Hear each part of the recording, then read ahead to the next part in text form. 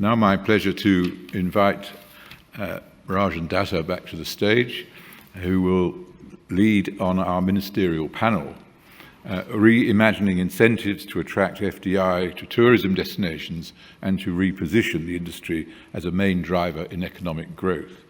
And joining Rajan on stage will be the Honourable Minister Edmund Bartlett, Minister of Tourism for Jamaica, the Honourable Nayef Fayez, Minister of Tourism and Antiquities for Jordan, the Honourable Najib, Balala, Cabinet Secretary, Minister of Tourism, Wildlife in Kenya, and Mr. El-Kady, CEO of the Egyptian Tourist Promotion Board.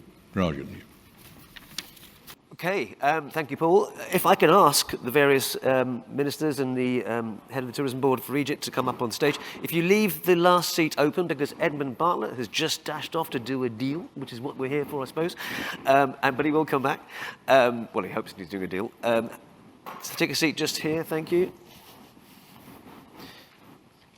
So the context of this is really that now is the time to create credible and effective incentives in order to capture foreign investments in the tourism industry, in order to boost development and growth in the coming years, obviously. Now, I was at a talk recently where the head of UNWTO, which is the UN group, was talking about tourism investment, and they were basically saying that in developed countries, tourism investment is 70% of pre-pandemic levels, but in the least developed countries, it's 20% lower than it was during the financial crisis. We have a big disparity there, which has obviously got to be sorted out. If Taleb is here, isn't he? Because Taleb is now going to start the discussion. He's getting mic'd up. Okay, very good. Because he's going to basically set the stage really for how we think, or he thinks, investment can be more attractive, and hopefully countries such as the ones that you represent will get more, obviously, of that. While we're just waiting, actually, I'll just talk about this. Minister from Jordan, you've actually been quite busy, haven't you? Because I've just seen some, going back to the airlines thing, you've got deals with Wizz and with some French charter airlines as well. That's good news, right? Well, first of all, good afternoon to all. It's wonderful to be back, first of all. It's exciting to start seeing people face to face, meeting all good friends, and also getting to know new ones. I think it's about time. And with this time, I think we need to also work on moving forward. Not, hello, Dr. Rifai. Not only, as they said, trying to bring where we were at the last time we met. It's exciting time for us, as we have seen a lot of interest in the country. We are also pushing to bring traffic back to Jordan. We lost a lot of traffic. Air capacity was lost, not only in Jordan, I think globally. And without air capacity, we cannot bring what we want and what we expect. We cannot move investment in tourism as we wanted it before. We have signed with some new low-cost carriers. Wizz Air was the last that we have signed with. Yep. Recently, we have increased the number of air capacity from different airlines that have already been flying to Jordan. We bring in old ones back, and we also bring in as far as North America, where United Airlines just also announced that they were going to be flying for the first time to Jordan, from Washington, D.C. Okay, I'm going to just interrupt you because we're going to get to each of you telling us exactly how you foresee more investment coming in. But thank you for answering that question about airlines, because it was actually a good point, because I wanted to raise that with you anyway. But Taleb, let me hand to you. How do you see the future in terms of countries like these and other countries attracting more foreign direct investment? Thank you so much. It's wonderful to be with three great countries, Egypt, Jordan, and Kenya. The three good examples of how tourism can attract the best of financial services. I think the aim of this conference is to try to connect tourism people to the finance people. That's why we heard the minister from Botswana. She was acting like a promoter, but she was doing a good job, because that's exactly what we need to hear. Now, today, after COVID-19, we are very fortunate to have opportunities. I like to see opportunities coming out of crisis. I don't like to see just a crisis. And the opportunity is that tourism altogether has become more known, better valued, because it was the hardest hit. And many, many countries around the world now look at tourism in a different way. Presidents and prime ministers are beginning to talk about tourism in a different way, which is very, very important. The second part is the rise of domestic tourism, because domestic tourism has become very important, now, especially in big countries. Now, no country can be visited or enjoyed by any foreigner before the people of the country value this and visit the country and to go around it. A tourist is not somebody coming from Mars with blue eyes and blonde hair, coming and treated like God on earth. He has to be seen as respecting the culture of the place. The culture of the place can only be respected if the people of that place respect it. So it's very, very important what COVID did. It valued tourism altogether. Secondly, it highlighted the role of domestic tourism in any country. The third thing it did is it opened technological venues and opportunities. Because look at, for example, what Bocelli did in Milan. He was seen by millions of people around the world. Now, this has been used as a teaser by many, many destinations to attract people to come to a place. But the technological aspects have to go beyond just meetings like this, which is virtual and real. They can go into personal events even. Now, I got my daughter married via Zoom, for example. She was in Dubai with her husband.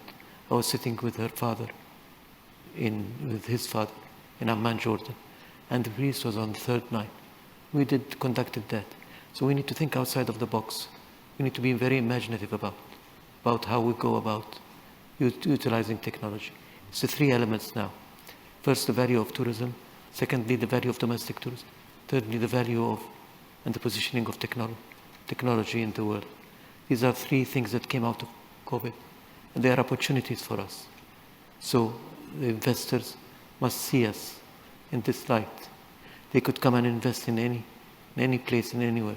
But the important thing is we need to speak their language. Banks don't understand this, as I said in my introduction notes. When you talk to banks now, they don't want to get involved in tourism because they don't take tourism that serious. We need to speak to them. We need to get outside of the box that we are locked in. We're locked in our box because we speak to each other about the value and the importance of tourism. Tourism is very important, but we have to speak to other people, not to preach to the convent. That's what I'm trying to say. Thank you so much. Okay. Thank you, Taleb. Thank you, Rajan. Take a seat. Okay, then, let's turn to each country. Let me start with you, Honourable Najib Balala, Cabinet Secretary and Minister for Tourism and Wildlife in Kenya. Can you outline to everyone here how you see your country encouraging more foreign investment? Just quickly, I think tourism is 9% of the economy in Kenya, and the second biggest industry after agriculture. Take it away. Well, thank you very much, Rajan, and thank you, Taleb and Ibrahim, for inviting me here.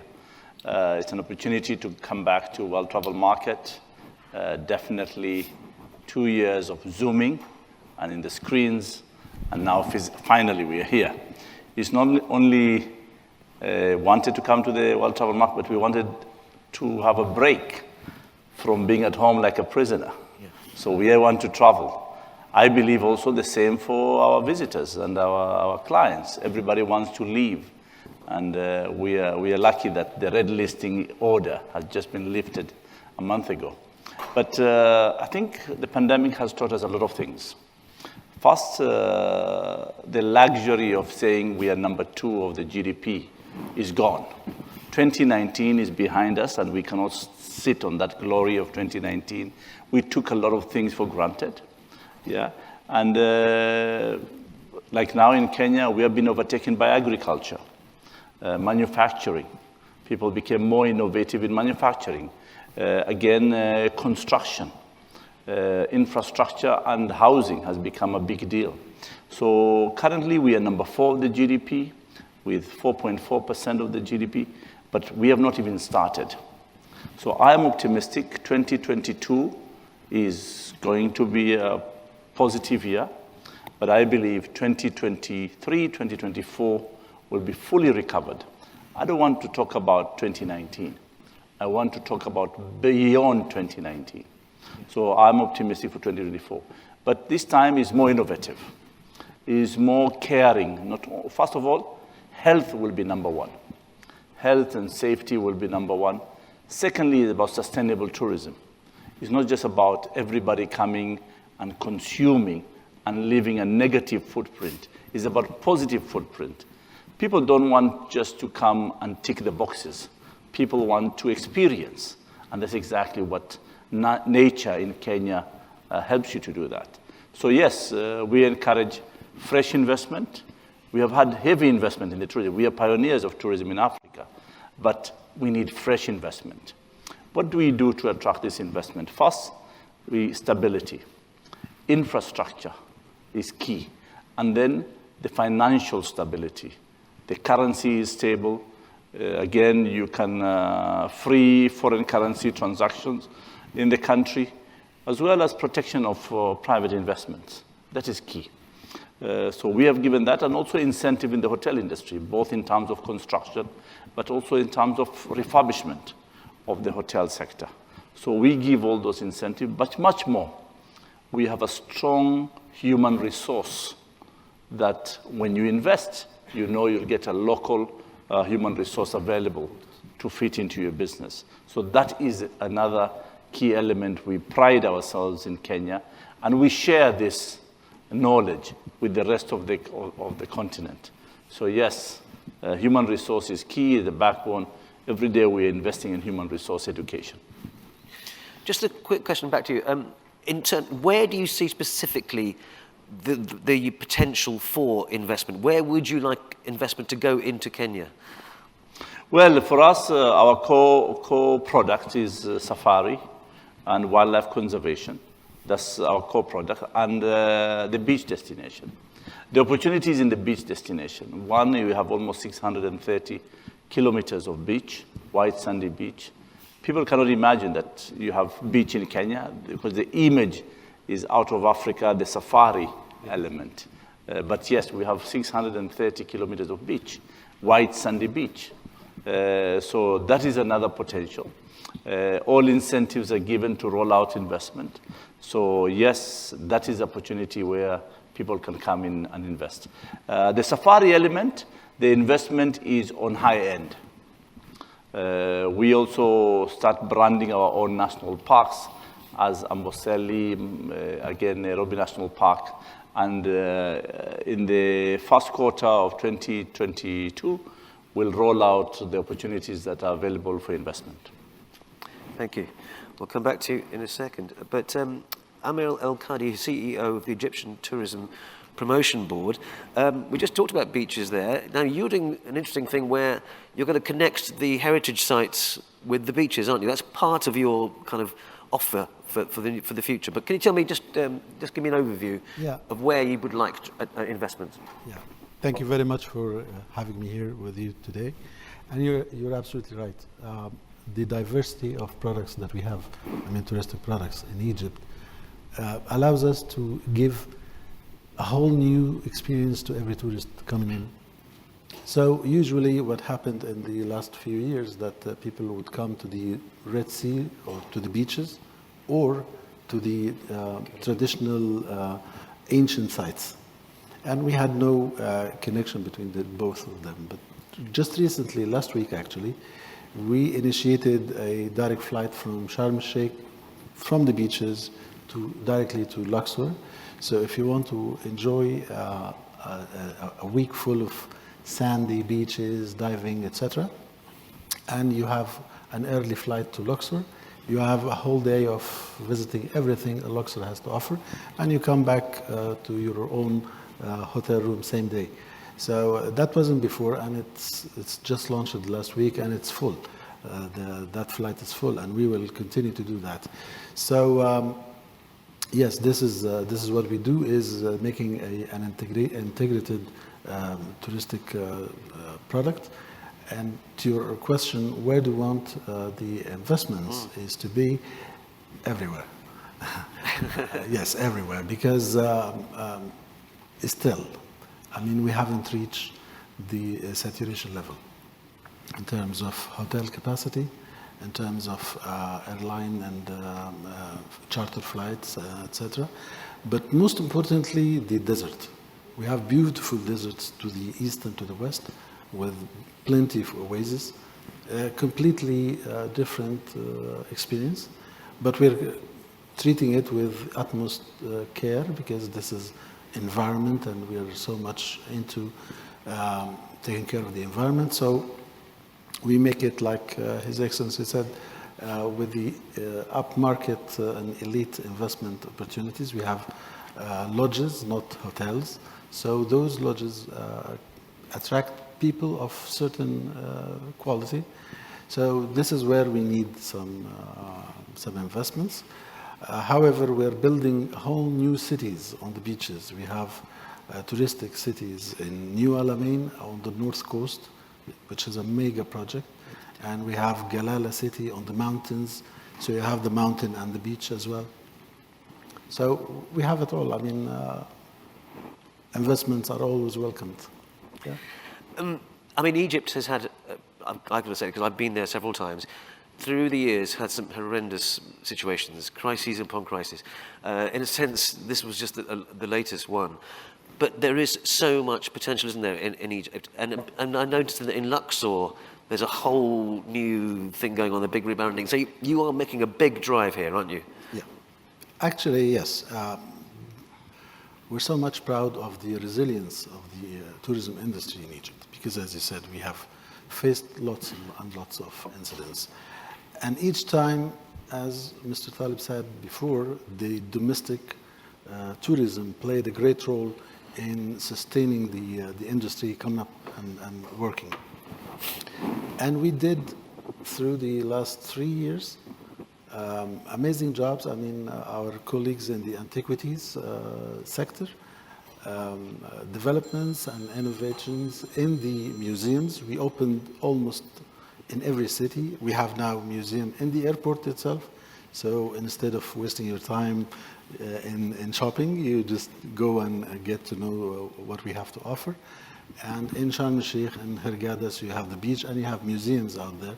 So we have plenty of museums opening up. We have plenty of palaces open up, and of course the excavations everywhere. Everywhere you dig in Egypt, you find something. So we invested a lot in that. Billions of dollars have been invested in the infrastructure of the Antiquities as well, because we want to give the world a true picture of what we have, and of course enhance the, tourism is not about getting people spending their money only, but it has more than that, getting people close to each other, nations close to each other. If I come and visit your country, I get to know you better, and vice versa. So we want people to know our ancient history, our heritage, our sites. This is why we invested heavily in that. I mean, I think the one thing you've got going for you is that Egypt obviously is one of those bucket list places that everybody feels they ought to go to. So I hope for on your behalf. And all the people that I used to meet in the market stalls in Luxor when it was completely empty, and they would go every day, put their stall up, nobody would come, and they'd go home. My heart went out to them, and I wish you the best of luck. But the good news is we're back. Good. Good. Luxor is back. Is now, if you can see the pictures from the temples, they're almost as full as it used to be. Fantastic, fantastic. So, Minister for Jordan, we've heard a little bit about what you've been doing in terms of flights. When we spoke at a virtual session a little while ago, tourism, I think, was 14%, has been 14% of your national economy, but you were at a standstill, weren't you? Hopefully, things are more rosy, and welcome back, Edmund, and there are opportunities and a great desire for Jordan to invite more investment. Can you tell me more about that? Well, investment in Jordan never stopped. I mean, relatively speaking, tourism development is relatively new. In the last 20 years, we've been seeing development in different areas of the country. We've been focusing on our main markets and our main attractions for the investors. But this also opened up a lot of opportunities. And especially after the COVID and with the focusing on the outdoors, nature, distancing, I think this also will give us a new opportunity to focus on a new product that is there in Jordan. But investment on the ground has not been enough. I'm talking about the northern parts of Jordan, you know, the new Jordan that a lot of people do not know as travelers. This could be for certain visitors to the country, especially from our surrounding neighbors, the GCC countries, but also for those who are coming to experience a certain experience within the country, nature, deserts, cultural tourism, Dead Sea, and the traditional tourism that now Jordan is known throughout the world, but at the same time, it is new. You know, there's something that we have not taken the opportunity of, is the weather of Jordan. Jordan is not a big country, it's a relatively small country, so that gives us an advantage of giving that diverse experience within the same state. And it could be an invitation for the tourists to come back. And also it's an opportunity for us to open new investment opportunities. Now, safety and security and all those relatively sometimes new words for certain countries, they're very familiar for us. I mean, we're countries that we are dealing with the crisis within the region, within the areas. So we have to deal with these crises and come up with alternatives, and to also show to the rest of the world that no, we are stable, we are secure, we are there to produce more for the investors, at the same time introduce more opportunities for those investors. Not all internationally, because at the same time, local investment is important. This is a message for international investors that yes, we are investing in our country. So it's interesting. I conducted a small program to show the difference between some of the results of the lockdowns and how we suffered and how we lost some businesses. And on the other hand, how many businesses that we have created during the crisis. Mm-hmm. The change is tremendous. I mean, we've seen lockdowns and that have suffered or had a negative impact on restaurants, some hotels, but we've seen people coming to invest in all kinds of businesses, locally and internationally. So securing the right atmosphere for international visitors and investors, we have done that. It's behind us. We've proven more than once that the country is open for investment. Foreign investment could be 100% for those who are interested to come and invest in the country. We have foreign investors from all around the world, but at the same time we have not only foreigners, but local Jordanians who have invested heavily in the country. One of the biggest investments that it's a multi-billion-dollar investment, is Isla project, which is a whole new introduction to the southern part of Jordan, which is the only seashore for the country.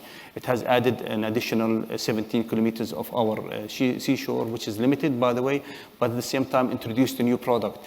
Interesting, that product was not only there to serve the international market.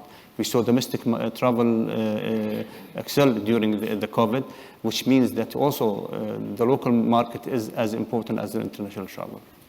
Okay, thank you. In a second, we'll talk to Edmund in 1 second, but in a second I'm going to ask you all, it's a competitive world looking for investment, so in a sense, how do you each outbid each other, if that's the right way? No, how do you make each of your own countries more attractive? What are the incentives that you can offer? We'll talk about that in a second. So Edmund, welcome back. We talked about airline connectivity and stuff. Now tell me about investment, foreign investment into Jamaica. I mean, one big thing that's always been the case is leakage and making sure that new investments make the money that comes from new investments stays within the country. So just tell me a bit more about what's going on. Right. So appetite for foreign direct investment in the Caribbean has really been quite strong. Jamaica has been a huge beneficiary of that. So has the Dominican Republic and the Caribbean side of Mexico, because, you know, Cancun is all Caribbean, really. We treat them as part of the Caribbean. And then the local products and in local investors have also developed an appetite. Sandals, for example, International, which is one of the largest all-inclusive hotel investors in the region, has been very prolific. They've been all over the Caribbean with new products. But the advent of COVID slowed that process a bit. The good news for Jamaica is that we retained 90% of the foreign direct investment interest pre-COVID. So now we've started construction. We have a 2,000-room hotel being done in the western side of the island. Construction has started. We had 500 rooms to be completed in the middle of the island. It's now done. I'm opening them on the 10th of December when I go back. The Sandals Group are doing 1,000 new rooms. They've started construction. And Hard Rock is coming with a big 1,700-room facility. So these are on. We had one or two that didn't quite make it. And then, of course, the Secrets are doing another 700 rooms in the middle of the island. So our investment is still on. Now, the big question that you raise, Rajan, is about leakage. Yeah. And small island states like ours that have a high propensity for import have to be careful that the flow of foreign direct investment one way isn't the flow of foreign investment the other way. Yeah. Yeah. And so we have to build capacity for our local entrepreneurs to be inserted in that whole process of providing now the inputs that are required for construction, the inputs that are required for the experiences that the visitors will consume when they arrive in our destination. So a lot of effort is spent on that. And what we have done is simply this. We've established the Tourism Enhancement Fund. And that's a $20 cess on the ticket. And that goes into a fund with the sole purpose of doing one, training and developing the human capital. Secondly, to look at product development, iconic product developments. Thirdly, to look at small and medium, and I've inserted a big T in that, tourism enterprises. So we have SMTE. Everybody else says SMEs and MSMEs. For us in tourism is SMTE, because the focus is on the small entrepreneurs who are the drivers, the real drivers of the tourism experience are the small people. 80% of the value of tourism is by these small players. The anomaly that we have to balance is that only 20% of the returns from tourism go to them. Something is wrong with that picture. So we are determined to change that around. So we put, having trained, the second thing is to finance. So we established a fund at the Exim Bank in Jamaica. Normally Exim means export, but tourism is export, right? Yeah. So we put $1 billion Jamaican in the Exim Bank for the sole purpose of lending to small and medium enterprises at the lowest interest rate possible in the country, 4.5%, over 5 years, and we put a cap of 25 million each, so that we know they will be able to repay. And then the third is marketing. So we provide a market for them. We train and develop their capacity to merchandise their goods. And I've also built an artisan village. And this is the first of its kind in the Caribbean. And that artisan village, I put it right on the port of the cruise terminal. Mm-hmm. So as the cruise passenger comes off, they have access to the products of these small entrepreneurs. And in that 3-point plan, we try to empower and to build the resilience of our small and medium enterprises. And in that way, we keep the dollar in. Because we're export dependent, yes, some will go. But when I became minister, first, we were retaining about 15 cents in the dollar. That picture couldn't work. Mm. And today, just before COVID, we were at 40.5 cents in the dollar because of what I just described to you. Now, we were getting to 50, and after that, it's a little difficult.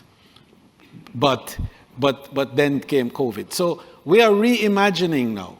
We are reimagining that whole process with the objective of strengthening the capacity of our small enterprises to respond to the demand of tourism so that the dollar stays as much as possible in our space. Thank you. I am going to throw it open now because I want to ask a few questions. But Taleb, you wanted to make a point? Yes, I want just to emphasize what Minister Bartlett said. What Minister Bartlett said is very, very important. Because when an investment comes to a place, it has to interact with the local community there. Interaction means that they have to buy their stuff from the local community. Right. They have to spend their money in the local community. Corporate social responsibility is not anymore just investing your capital. It's sharing your business nowadays. Sharing your business means that you need to open up with the local community. You need to encourage your visitors to go visit the local community. That's how you create jobs in the local community. Young people will start accommodating these visitors. Correct. That's the way to do it. I just want to emphasize the importance of what Ed Bartlett said. Thank you. I want to talk about, in terms of barriers almost to investment, because we talk about reset and we talk about how we're going to be more sustainable, more people-oriented. It's not going to be just about making profits, and sheer volume of tourists. It's the quality of tourism as has been raised. When you, Edmund, for example, when you talk about, you want to make sure that a certain amount of that money goes to small businesses, is that seen, and I want to open this to all of you, is that seen as a barrier by potential investors? Or what? How does that work? Because surely they want the most easy way to invest and make sure they get returns for their investors. If you start bringing in these other things, which we all agree are important, does that then create a problem? But Rajan, probably if tourism doesn't benefit the country, then there's no need of tourism. Yeah, tourism must benefit the local community and the local country, the local economy. So, but what do you do? I hear what Bartlett has said here. But for us in Kenya, is that you make sure that the value chain services are local and they're affordable so that the investor does not go and look for the value chain services outside and import it. Right. Mm-hmm. That's how you make it different. Right. So you don't make it as a rule, but you create an opportunity where those services are affordable and are available. For example, human capital, for example, that's one key thing. Food supply chain, yeah? All that is important. Because if today an investor comes and puts a 2,000-room hotel and everything is imported, what would the country benefit? Nothing. Right. Yeah. And that's why I'm glad you have raised it from a 15 cents a dollar to 40 cents. If it doesn't reach a 60% of local content, then it's not worth it. That's why the investor must be also not only for profit, but to appreciate, he has to have a footprint that is positive to the local community and the local economy. Right. But I want to add something here because Najib is quite right in the broader sense of how we have to ensure that the supply chain is impacted greatly by local production. But some countries have issues of scale, and mine is one. Yeah. So when you are highly import dependent, you have an issue. You rely heavily on value added to enable the growth. And that's what we do. So to build the capacity at home, sometimes it requires also co-production. The investor and the local joining together to produce. Let's say agriculture, for example, which is a big item for us. We still remember that 42% of the expenditure of the visitor is on food. So gastronomy is a big thing. And you must then empower your farmers to be able to respond to that demand. But you also bear in mind that you don't produce all the goods that the visitor requires. For example, in Jamaica, we don't produce rice. Yep. And rice is a staple. It's a huge demand. We don't produce wheat, so flour is a big demand. We have to import, and so on. So these are things that we have to bear in mind. But where you have comparative advantage, you utilize that to the full and ensure that the purchase and the consumption patterns favor your local producers. Thank you. Minister from Jordan, do you have that same almost rule that, listen, there's no point in having investors coming in here if they're going to just basically take all the money back, if our people don't make some money out of it? Is that how you think? Well, to be very frank with you, an investor, at the end of the day, is an investor. I mean, he needs to make sure that his investment has a good return for him to be able to come to any of our countries. If it doesn't make sense, he's not going to come and invest. Even local investment is not going to do that investment. So the trick is, how do we have it a win-win situation? And this is where the balance is important. I mean, the value change that we need to increase and to extend the length of stay of the tourist. At the same time, have them interacted. I know that there is the all-inclusive program, which is good in a way, and it serves a lot of countries. Yeah. For us in Jordan, we were not so fond of it. Maybe because of our situation, our model. So it is there, but it's not a dominant program. We would like to see the value change of investors going back to the local community, going back to the country, extending beyond the tourism industry, making sense for us to come when I sit at the cabinet and argue with the Minister of Finance or other ministers that we need to encourage investment in the tourism industry. Why? It's because the return is obvious. The return is not only for the investors, but also for the Jordanians.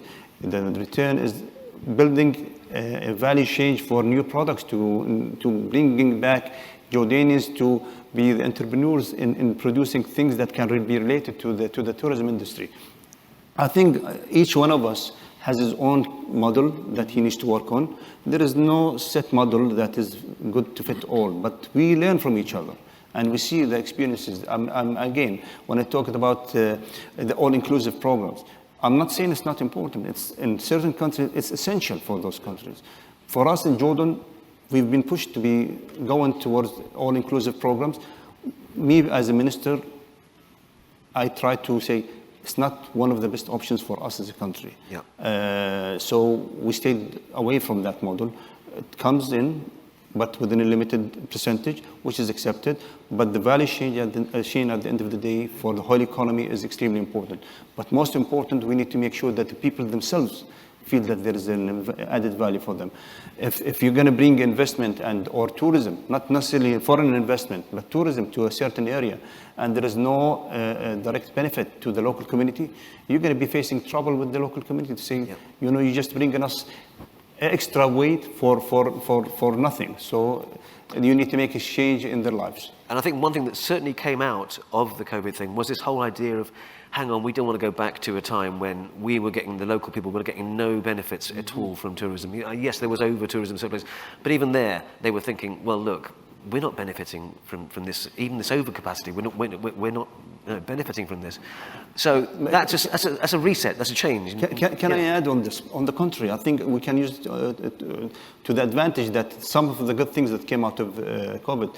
It's today we're arguing, look what loss has happened because of the stop of tourism. Look how certain areas have suffered because of tourism. So that helped me and other ministers, I'm sure, going back and arguing. You know, I've always sat in different cabinets and they say, all the support, all what you need, but when it came to financial support, they say, we love you, but we're not going to give you what you want. Today, it is on the top priority. When we Yeah. say top priority for our countries, a country like Jordan, and I'm sure our colleagues agree, today the focus is on bringing back tourism. 14% of our GDP, 2019, that's a drop of 76% in 2020. That's a big hit for our economy. So Yeah. bringing it back to where it was is a priority today. Sure. Edmund, I you want to say wanted to add a value to the conversation in regards to what investment really does, and particularly to small, less resource countries. Because the investment brings a level of infrastructure and a level of development to communities and areas that otherwise the governments would not be able to afford. Bringing a hotel in a community space means a whole range of social services that are required. Water to get into the area, which wasn't there before. Proper roads in the area that wasn't there before. Electricity in the area that wasn't there before. And training institutions and so on. So what the investment does is to create a whole new, development in the area which adds value. And so there is a trade-off. I make that point because while I discuss, and I'm very serious about retaining the dollar in, I do have to make a trade-off because I have to decide what level of revenue investment do I have to make in order to get this? When you are bounded by some multinational and multilateral bodies like IMF and so on, they try to tell you what you can do and what you can't do. Mm-hmm. But we have to incentivize investment in places like ours where we do have serious economic, discontinuities. We do have these, and because we have it, we have to make up for it with incentives. So I wanted to make that point that it's not that countries are giving away their patrimony for foreign investment. It's that it's a reality, and you have to make a trade-off in the interest of the development of your own country. I want to ask you, actually, Taleb, because you wanted to make a point just there. There is an issue here, though, isn't there, which is that if you are offering no strings attached investment and certain developed countries can do that, certain countries in the world will say, yes, bring investment, we're going to get rid of all taxes, all that stuff, we're going to, and forget about worrying about the money going to other things or any strings that attach to this. Isn't that going to be more attractive to an investor than perhaps the well-intentioned ideas of these ministers here? No. I think the investor has an interest in following the line that the ministers are describing, particularly what Najib, Balala, and Nayef Fayez just said. They said that if an investor wants to come just to put money and get the money out of the country, we don't need that investment. The reality is that for two reasons. One is safety and security. You can't build any more 5-star hotels in 3-star communities. You can't do that. The people will resent that. People will not be with you as an investor. You need to have the people with you. The second part is governments also can incentivize the investors by making special tax reliefs for those that invest in the country. I mean, you can always create a system by saying the more you're spending in the country, the more you will get reliefs, not just open check. That's very important. Is that something that however, the tax relief thing, is that easier? That puts you at a disadvantage in some cases, because other countries can do even more if it comes to a competition. But the safety and the security of the investment is very important. I have an example of a hotel that was built in southern India. It was a very 5-star hotel, built in a very poor community. In a moonless night, the people of that community went and burned that hotel down because they don't feel it's them. They don't feel it's benefiting them. This is very, very important to us. That's something that any investor should consider. Rajan, Kady, probably Please, yeah. I'll contribute here.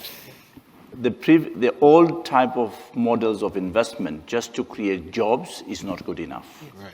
You need more than just jobs. And it has to make a difference in somebody's life.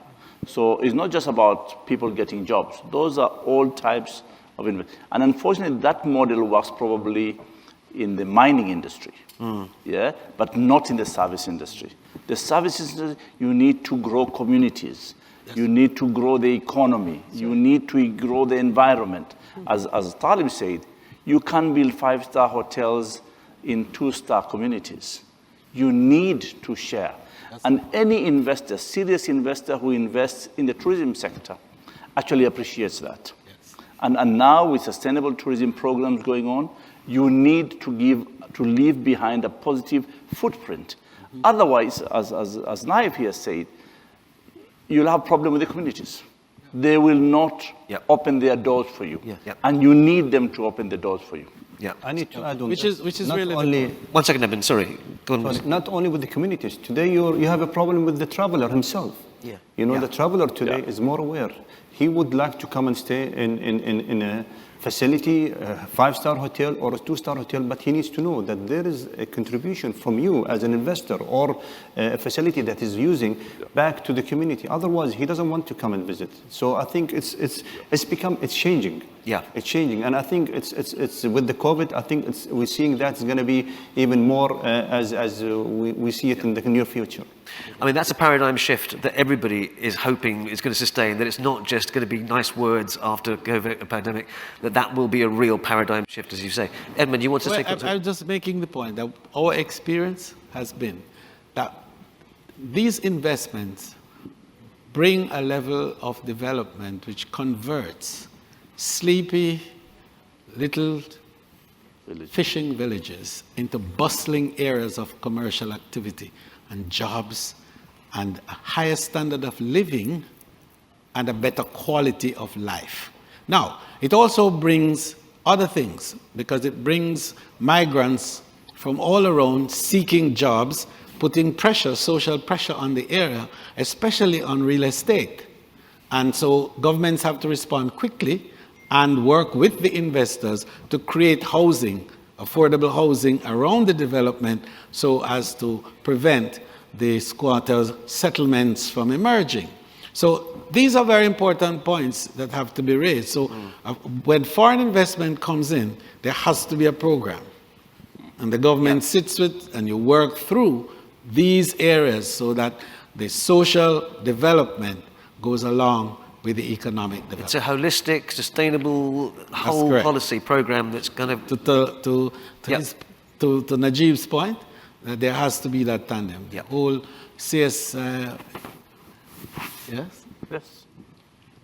Correct? Yes. All right. We have agreement. At that point, listen, I could talk about this for a very long time because this is absolutely crucial. I'm sure that you gentlemen probably talk about it elsewhere as well, because what's happening right now is all about this whole notion of sustainability, investment, tourism, making sure that people are okay, making sure that, it's not just, as you say, Najib, simply jobs. It's more than that. It's bigger than that. Thank you so much for joining me today. Thanks for joining all of us. And I'll hand you back to Paul. Thank you.